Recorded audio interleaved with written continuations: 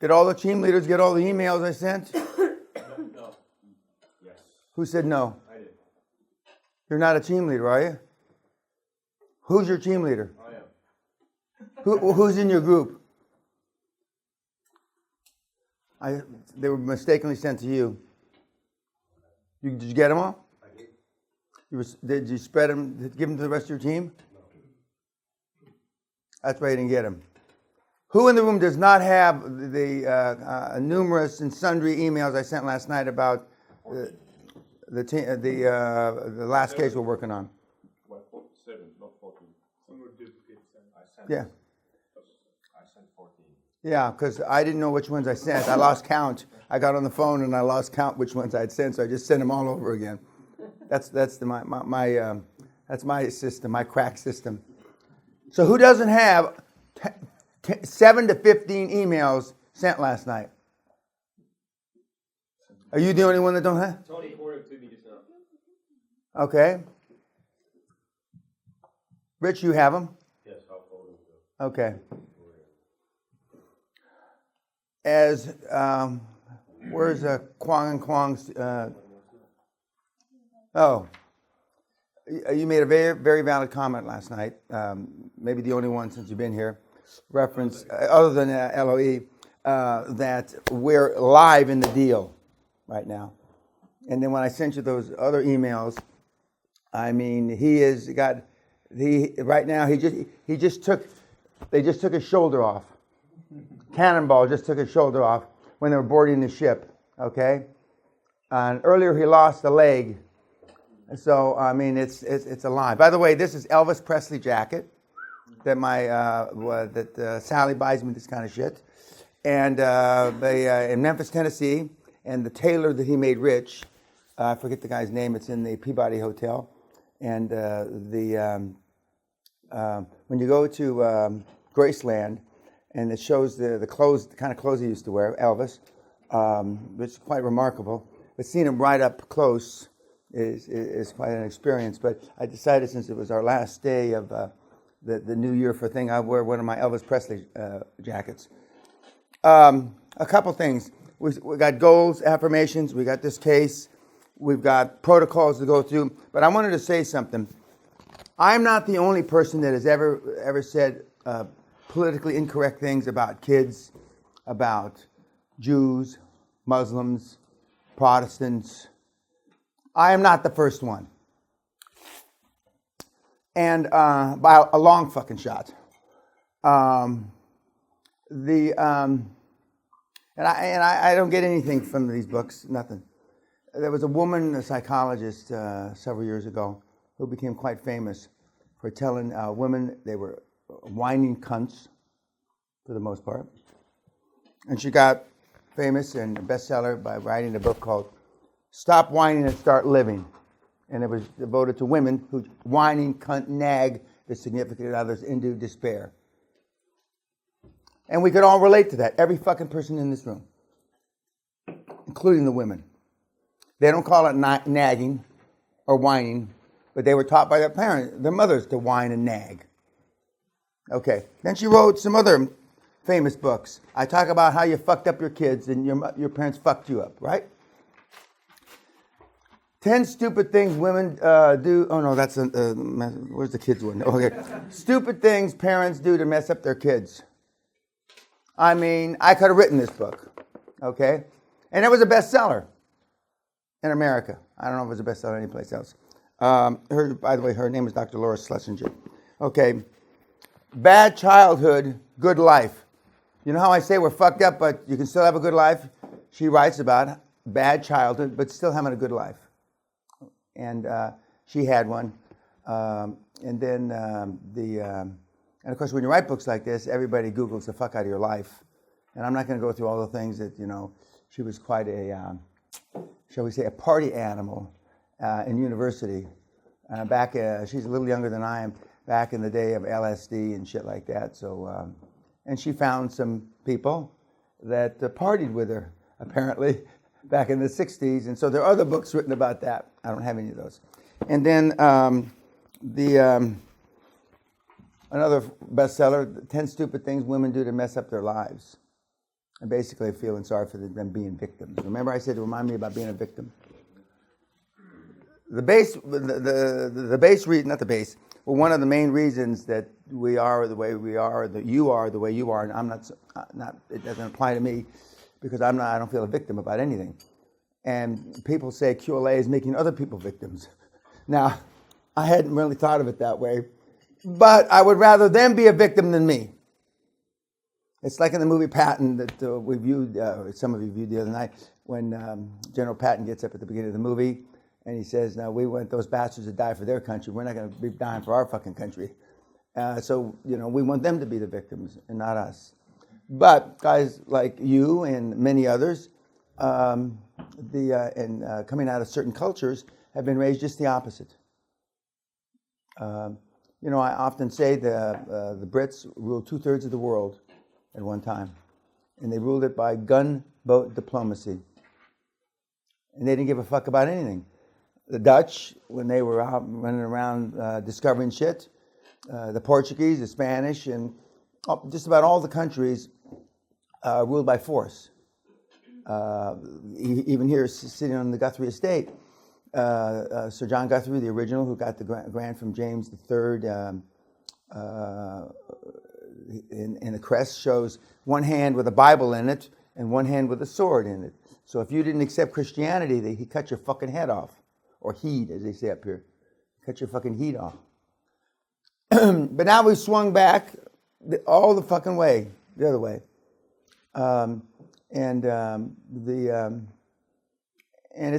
we're gonna swing even beyond that. I was just watching a thing on CNN, a clip that Seinfeld did with Obama for the holidays about Seinfeld picking up Obama for a cup of coffee, pulling by the White House in his Stingray Corvette.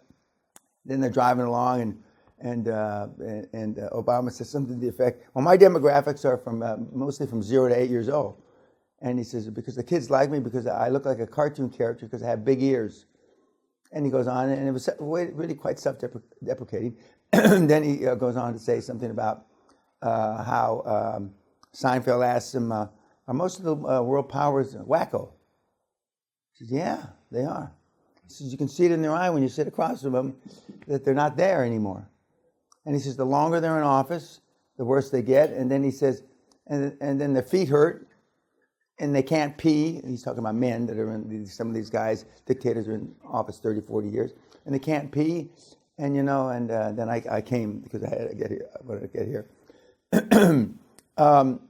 But that's one of the first things I've seen Obama do on the self-deprecation role or example.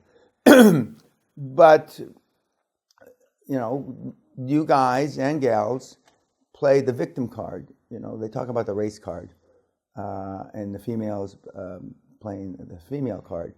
But it's easy to be a victim because you don't have to take responsibility. It is the ultimate venue for people that don't want to take responsibility. And the minorities, and again, I'm in a minority, but and I sent you an email to remind me. Yeah. I want you to read it a little later. Apparently, I opened up a beehive, which is what I try to do all the time, about saying that I was going to pull down all my shit from YouTube. And so all of a sudden, I have a lot of defenders. All of a sudden, But it always, when they make a comment, but then nobody comments back to the guy, "Are you fucking crazy? What's wrong with you?" You don't see that very much. So they just and remember, I talk about tacit approval. When Kebab Man here, Ray, says something to me, and I don't respond, say, "Are you fucking crazy? I mean, that's bullshit." And I just either don't say anything, or worst case, nod my head like this. I might be nodding my head, I'm listening, Ray. I'm not nodding my head that what he says I agree with, but you sit and listen, and what you're really doing is giving tacit fucking approval to all the idiots. So when the people don't comment on YouTube, they're giving the morons tacit approval. And when you listen to shit, either by a significant other or even your parents. When your parents talk shit, and everybody's parents in this fucking room talk shit. And they get used to talking shit because nobody corrects them. And they just keep on talking. But what's the worst than that, the fact that forget you're giving them tacit approval. It sinks in your fucking weak brains.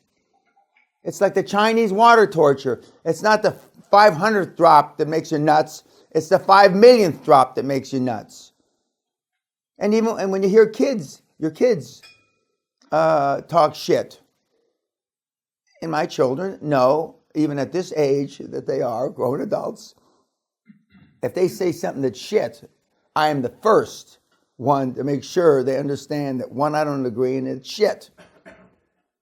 And during the holiday season or birthdays, weddings and shit like that, you want to get along.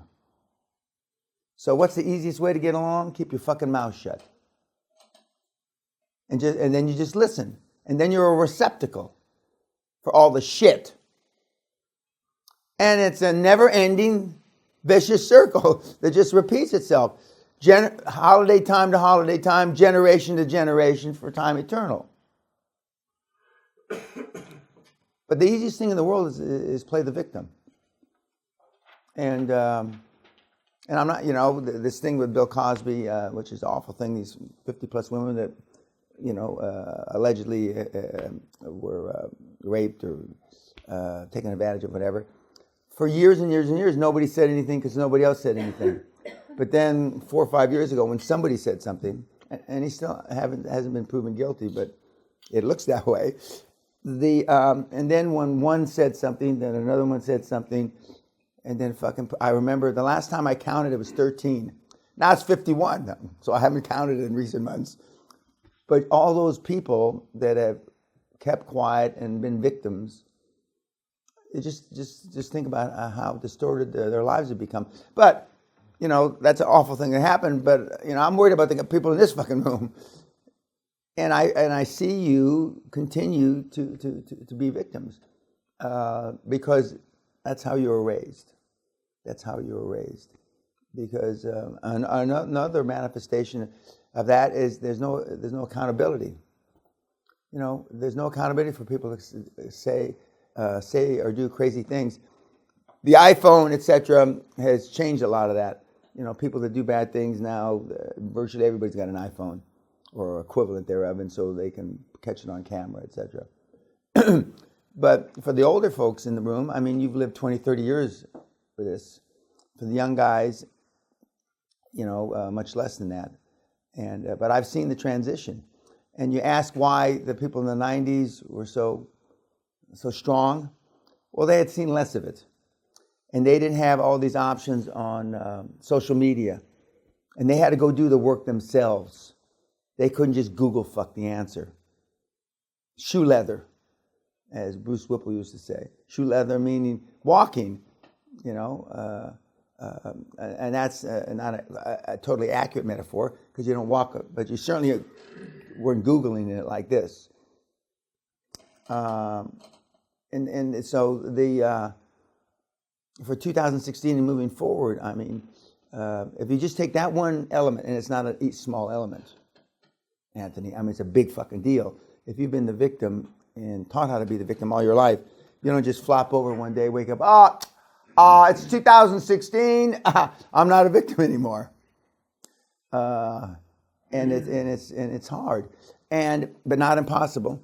And when you get back to the rest of your life and your significant others, and in these books by Laura Schlesinger, and they show how from a little girl is 3, 4, 5 years old, how they learn to play the victim role to get what they want. Okay, YouTube, Happy New Year again. We will talk again. And thank you for the support, YouTube. And I won't be taking everything down. So, and my crack staff, she had already taken half of the 500 down. Right, Kat? Yes, okay. So she'll be putting them back up now. So, but thank you. I appreciate the support. Okay.